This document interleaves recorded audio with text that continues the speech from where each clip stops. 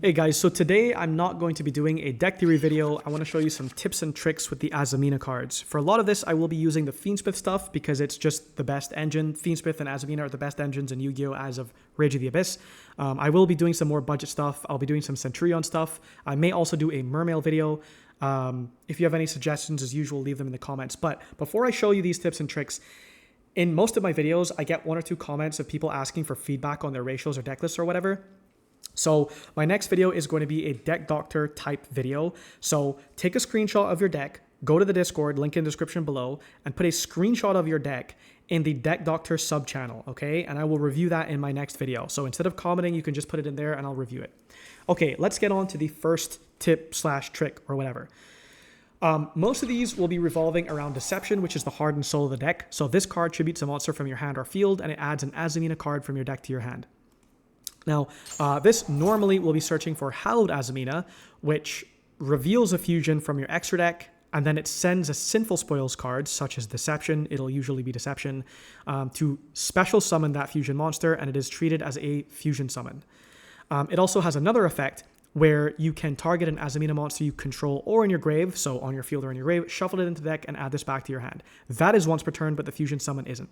So some of you may be wondering, why don't you just immediately bring out the Azamina Silvia and get the Omni Negate on your field as soon as possible? Now, that is a valid play, and if you need the Omni Negate as soon as possible, you can go for that. However, I want to show you that it is far more resource efficient to go for a slightly more convoluted line by beginning with Murcielago. Now, this one on Fusion Summon, and remember, this is a Fusion Summon, so is the Quick Play, adds an Azamina or Sinful Spoils card from your deck to your hand. This is one of the reasons why this deck is so good, because it gives you the Wanted engine. So Wanted searches the Witch, which gives you another Deception. And even though you can only use Deception once per turn, you always want to have this face up. So you still activate it, because if it is in the graveyard, because it was sent from the spell and trap zone this turn while face up, you can set it. That's in the end phase. Another thing that is worth considering is you normally want to go through 2 Deceptions, because you want a Sinful Spoils card to put back off of Seeker so that you get a draw, but you still want another Deception to reset itself in the end phase. And this isn't just for your resource game. I'll show you in the next line why that actually matters for your gameplay. Okay, so now we make a random link 2. We just want to get the Murcielago into the grave so that the Hallowed Azamina is free, and we can shuffle back the Murcielago from the grave to put the Hallowed into our hand. And at this point, we summon the Omni Negate. So this shows you that you can get like a lot more out of it if you go for the Murcielago first.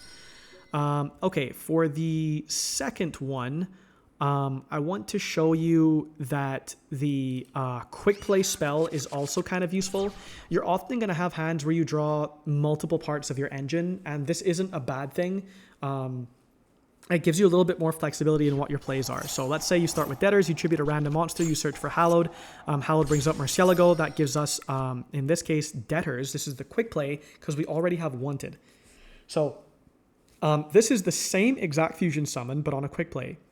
And then the second effect is different. So during your main phase, you can banish this card from your graveyard, target an Azamina monster in your grave, special summon it.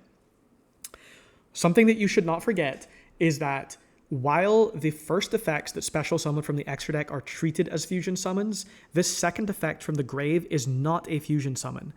This card, Murcielago, only gets the search if it is fusion summoned, and the Sol card only gets its send if this card is fusion summoned, target a card on the field, send it to the grave if it is fusion summoned. But the Azamina Silvia does not have to be fusion summoned for its Omni Negate to be live. Now, this will come up very often because this has to tribute itself in order to do the Omni Negate. So on the crackback, this will be in your grave, and if you've used Debtors, Debtors will be in your grave, and you can bring back your own Silvia and start your turn with an Omni Negate. Anyhow, now we continue with the Wanted searching the Witch, discard whatever to bring another Deception. We always activate it, so it was face up when it was sent to the grave. And here we go into Closed Heaven.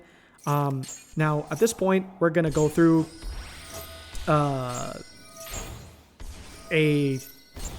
just like a Wave Hiking Caesar line. This is not the point of this combo.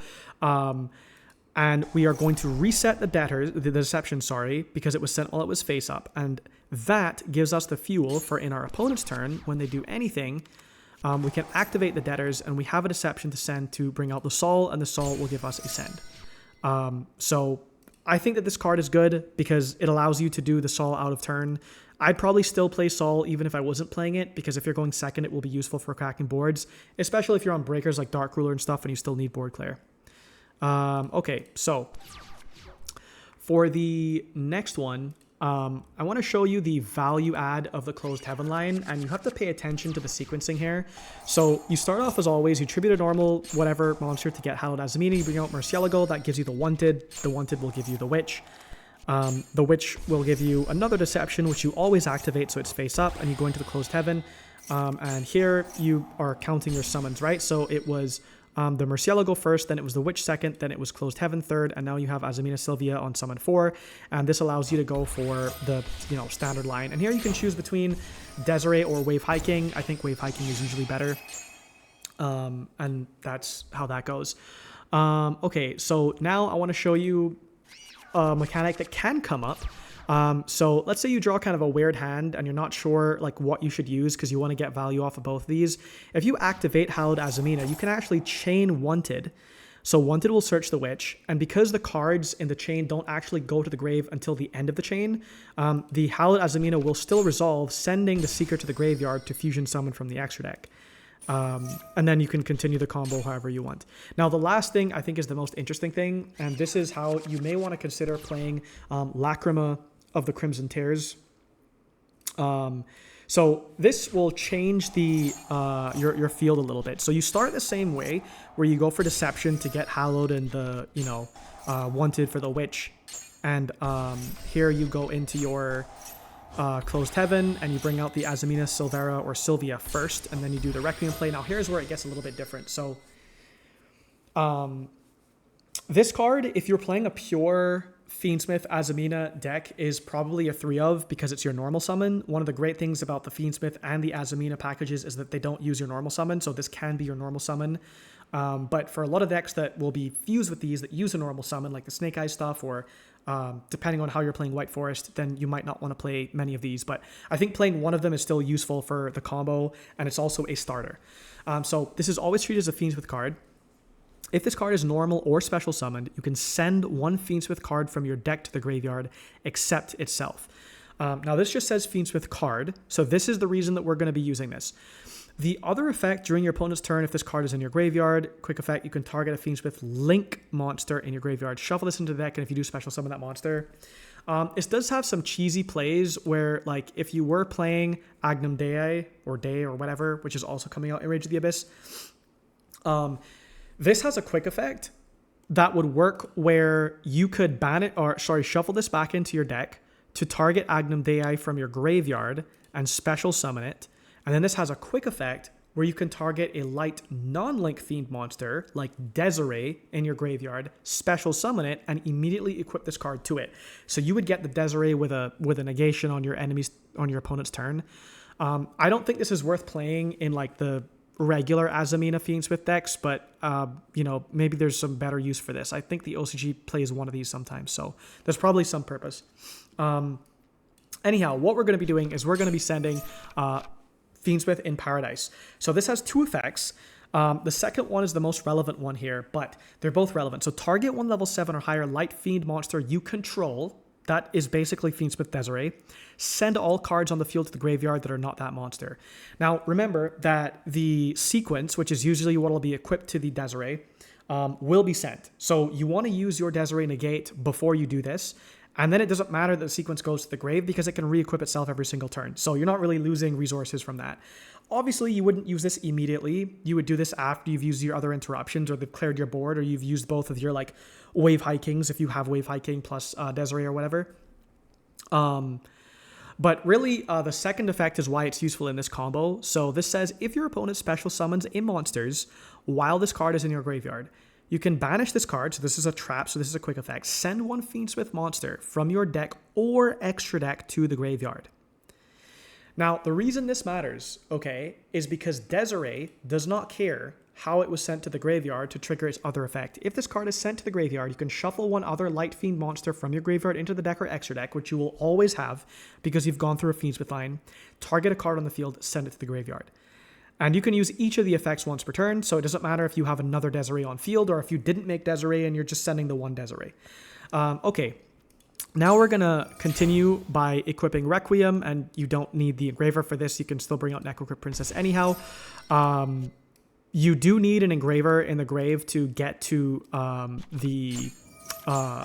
what's it called? To get to the 2 level 6s on board to go for the Wave Hiking Caesar. Also, in this deck, it is actually pretty frequent that you get the draw off of this. So if a monster is sent from the hand to the graveyard to activate a card or effect, like the Fiendsmith Engraver, you get to draw a card. And because if you are playing a larger Fiendsmith package, because you can do the whole thing where you get Lacrima and you bring out the Requiem and all that stuff, you can get all of that without drawing a single Fiendsmith card.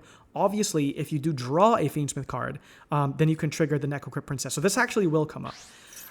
Here I'm just banishing the wanted to get a draw. This is just a placeholder card. And here I'm activating Track just to get another body on the field. Again, like there are many different things that you can do with this. I'm just showing that you could, you have like multiple bodies. You can go for a sequence. I could have just used the Engraver and the Necrocrypt to make a Wave Hiking. But if you are going to summon Desiree here, you do need to have an Engraver to perform the Fusion Summon. So here I summon the Engraver and I use the Necrocrypt and the Fiendsmith sequence as 2 bodies to go into whatever. So here it's a SP Little Knight, but it can be whatever. It can be Silhouettric, it can be whatever you want. And now the sequence is not wasted. From the grave, we can equip it to our Desiree. So just pay attention to the fact that if you are going to go for the Desiree line, do not make sequence after having put your only Engraver underneath a Wave Hiking, because then you're just going to have a sequence that does nothing. And so now we have the Fiendsmith in Paradise here in our graveyard, and the Deception will reset itself in the end phase on our opponent, goes, and this is just an AI, so it's not going to special summon, but let's say they special summon this card, and then our opponent has special summoned monsters, so we banish this card, and we send a Desiree from our extra deck to the graveyard, and then we get to target a card on the field, send it to the graveyard. So that was the last tip or trick that I have. If you have any feedback, let me know. If you like this content, subscribe. If you don't, then don't. Thanks for watching.